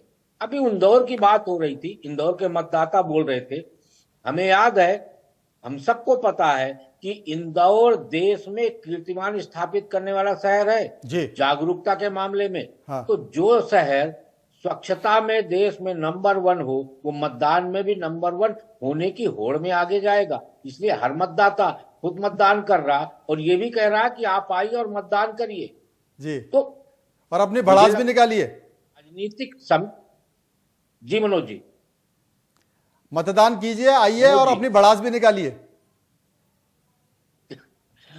मैं वही कहने जा रहा हूं कि मतदाता, लेकिन सबसे महत्वपूर्ण जानते हैं क्या है? सबसे महत्वपूर्ण ये है कि जब मौन मतदाता गुप्त मतदान करता है तो वह प्रत्याशी और पार्टी दोनों का ब्लड प्रेशर बढ़ा देता है। तो मध्य प्रदेश में इस समय मतदाता मुखर नहीं है, मौन है। इसी वजह से आप देखेंगे कि भारतीय जनता पार्टी हो या कांग्रेस हो, दोनों का ब्लड प्रेशर बढ़ा हुआ है। और भारतीय जनता पार्टी और कांग्रेस के प्रत्याशियों का भी ब्लड प्रेशर बढ़ा हुआ है क्योंकि मतदाता मौन होके गुप्त मतदान कर रहा। मनोज जी, संजय साहब, एक बात जिक्र की कि मतदाता मध्य प्रदेश का इस बात मौन है। अगर राजस्थान की परिस्थितियां देख, वहां अलग हैं, छत्तीसगढ़ की परिस्थितियां अलग हैं, लेकिन मध्य प्रदेश का जो मतदाता है वो ज्यादातर मौन है। अगर आप किसी कलेक्टर, एसपी से, सीओ जिला पंचायत से या किसी अधिकारी से बात करो, कर्मचारी से बात करो, शिक्षक से बात करो, आंगनबाड़ी कार्यकर्ता से बात करो, मौन है वो। और ये जो मौन है वो संकेत क्या है? बड़ी अच्छी बात है आपने बोला कि मौन भी अभिव्यंजना। आगे की एक कविता है कि मौन से भी बहुत सारी चीजें पता चल जाती है। एक तरह से यदि मुखर होता, जो चीजें मुखर होकर पहले बोली जा रही थी 3 महीने पहले, वो कहीं ना कहीं मौन में धारण में कन्वर्ट हो गई हैं, कुछ परिवर्तन हुआ है उसमें। तो मुझे लगता है मतदाता ने अब धीरे धीरे अपना मूड बनाना चालू कर दिया है। और आज जो है, जिस तरह से चुनाव में अभी देख रहे हैं कि आप बता रहे थे कि 25 से 30% वोटिंग हो गई है और लगातार मतदाताओं का एक तरह से संख्या बढ़ती जा रही है, कतार लंबी होती चली जा रही है। तो इससे लग रहा है कि मतदाता, जैसे कि अभी इंदौर का आपने दिखाया कि लोग बोल रहे हैं कि जरूर आप निकलिए मतदान देने के लिए, तो ये कहीं ना कहीं एक मैसेज, संदेश दे रहा है कि आप लोग अपने अधिकार का जो है अच्छे से उपयोग कीजिए और हमेशा उसी को चुनिए जो आपके काम में आए। तो इसमें देखा जाता है, बार बार हम कह रहे हैं कि आप जहां पे आप रहते हैं, जहां के आसपास के लोगों को, और आपका जो नेता आपके पहुंच में है और आपको लग रहा है कि उसकी पॉलिसी जो है, उसकी नीति है और उसको जो अनुभव रहे हैं, वो आप अपने आसपास के नेता को देखकर ही निर्धारित करते हैं। तो ये मौन के चुपचाप रह करके भी एक तरह से जो वोटिंग पैटर्न देखा जाएगा, तो ये दोनों पार्टियों के लिए, चाहे वो कांग्रेस हो चाहे वो बीजेपी, दोनों के लिए कहीं ना कहीं असमंजस की स्थिति है कि अभी पड़ला किसकी तरफ भारी होगा। तो ऐसे समय में देखा जाए तो ना कांग्रेस एक तरह से निश्चिंत होकर बैठ सकती, ना बीजेपी बैठ सकती है। क्योंकि जैसा कि आपने कहा कि पहले जो है कि लोग बोल रहे थे कि एक तरह से कांग्रेस का वेव है, लेकिन वही आज जो प्रशासनिक अधिकारी हैं, कर्मचारी है, आंगनबाड़ी कार्यकर्ता है, जनता है, कहीं न कहीं एक तरह से शिफ्ट करती हुई नजर आई, इसीलिए चुप्पी साध गई है। तो कहीं ना कहीं उनके मन में थोड़ा सा परिवर्तन हुआ है कि नहीं, एक बार हम फिर से देखते हैं कि यदि हमारा फेस बदलता है, चेहरा बदलता है, कि जो हमारी नई नीति बनती है, जो नया घोषणा पत्र आता है, उसमें कौन सी पार्टी कितना खरे उतरती है, ये तो वक्त ही बताएगा कि कहां पे कौन जीत रहा है। राकेश जी, भारतीय राजनीति में या भारतीय चुनावी राजनीति में क्या भ्रष्टाचार असर करता है? क्योंकि कर्नाटक में 40% कमीशन की सरकार देखी, उसी से प्रेरित होकर, उसी से उत्प्रेरित होकर कांग्रेस ने 10% और बढ़ा दिया। बोले यार एक काम करो, फायदा हो गया 40% का, 10 और जोड़ देते हैं, 50% कह दिया कि मध्य प्रदेश में 50% कमीशन की सरकार है। तो जब बीजेपी ने देखा तो अब इसमें क्या कर सकते हैं, क्योंकि यहां तो हमारी सरकार है, तो वो छत्तीसगढ़ चली गई। छत्तीसगढ़ में उन्होंने कह दिया कि साहब महादेव को भी लूट लिया। महादेव ऐप में 508 करोड़ रुपए मुख्यमंत्री के पास गया, शराब घोटाले में इतने 1000 करोड़ रुपए की चोरी हुई है। तो ये जो भ्रष्टाचार का कमीशन है कि भाई जहां जहां अपनी सरकार है वहां तो किनारा कर लो, और जहां विपक्षी सरकार है बता दो जमकर लूट हो रही है, ये क्या असर करेगा? मनोज जी, सबसे महत्वपूर्ण इसमें यह है कि ये मुद्दा उठा कौन रहा है, नंबर 1। नंबर 2, जो उठाने वाला है वो कितना बेहतर तरीके से प्रेजेंट कर पा रहा है। 2013 का याद करिए, प्रधानमंत्री बनने से पहले नरेंद्र मोदी जी ने इसी कांग्रेस सरकार, यूपीए सरकार के खिलाफ भ्रष्टाचार और महंगाई के मुद्दे को इतना बेहतर तरीके से प्रेजेंट किया कि भाई साहब 10 साल की सरकार को लाले पड़ गए कि हमें 20-25 सीटें भी आ जाएं। इस बार भी कर्नाटक में कांग्रेस की तरफ से भ्रष्टाचार के मुद्दे को बहुत सुंदर तरीके से प्रस्तुत किया गया और भारतीय जनता पार्टी की सरकार को हटा दिया। लेकिन अब आप मध्य प्रदेश और छत्तीसगढ़ में देखेंगे तो दोनों पड़ोसी राज्य हैं और दोनों भाई अलग हुए हैं, इसलिए दोनों जगह जो भ्रष्टाचार के मुद्दे हैं वो प्रस्तुत होने के बाद भी स्पार्क नहीं कर पा रहे। न महादेव वहां स्पार्किंग कर पा रहा और न मध्य प्रदेश में आपके सरकार पे कमीशन का स्पार्किंग कर पा रहा, इसलिए इन दोनों राज्यों पे प्रभावी नहीं हो रहे। लेकिन राजस्थान में आप जाके देखेंगे तो राजस्थान में वही भ्रष्टाचार स्पार्किंग कर रहा। राजेंद्र गुहा की डायरी आज भी लाल डायरी, लाल खतरे का निशान बन गई कांग्रेस के लिए। दूसरा सचिन पायलट का तड़का और लाल राजेंद्र गुहा की डायरी, ये दोनों वहां पे खतरनाक स्थितियां साबित कर रही। वैभव गहलोत के खिलाफ जो ईडी की नोटिस है वो भी वहां स्पार्किंग कर गई। तो आप देखिए कि भ्रष्टाचार का मुद्दा कहां किस तरीके से प्रेजेंट किया जा रहा, उसकी स्पार्किंग उस आधार पे होती है। इसलिए मध्य प्रदेश और छत्तीसगढ़ में भ्रष्टाचार का मुद्दा प्रभावी नहीं हो पा रहा, वहां मुद्दा बन रहे कुछ दूसरी चीजें और उन्हीं दूसरे विषयों को लेके ही मतदान हो रहा। मनोज जी, लेकिन जिस बात का जिक्र कर रहे हैं कि साहब जनता साइलेंट है, अंडर करंट है। अंडर करंट क्या 19 साल की एंटी इनकम्बेंसी है, अंडर करंट क्या लाडली बहिना का असर है, ये तो 3 तारीख को पता चलेगा। लेकिन राजनीतिक पंडित यानी कि राकेश शुक्ला जी, संजय बघेल साहब, बहुत सारे लोग मतदान कितना प्रतिशत होता है, किस जिले में किस बूथ पर कितना प्रतिशत मतदान गया है, उससे एक नब्ज पकड़ लेते हैं, नब्ज टटोलने की कोशिश कर लेते हैं और अंदाजा लग जाता है कि जनाब इस बार की हवा किस ओर है। बहुत बहुत शुक्रिया करेंगे शुक्ला जी का, शुक्रिया हम करेंगे संजय साहब का। कुल मिलाकर हमारी नजर लगातार बनी हुई है, हर विधानसभा पे हम आपको मतदान प्रतिशत दिखा रहे हैं, कहीं कुछ ऊपर नीचे हो रहा है, यानी कि उपद्रव की स्थिति है, शांति भंग होने की स्थिति है, वहां पर स्थितियां ऐसी हो रही हैं कि आमने सामने लोग आ रहे हैं। लगातार पर्पल की जानकारी हमारे संवाददाता आप तक उपलब्ध कराते रहें। आप हमारे साथ रहिए, इंडिया न्यूज के साथ बने रहिए और आप देखता रहिए किस्सा कुर्सी का 2023। फिलहाल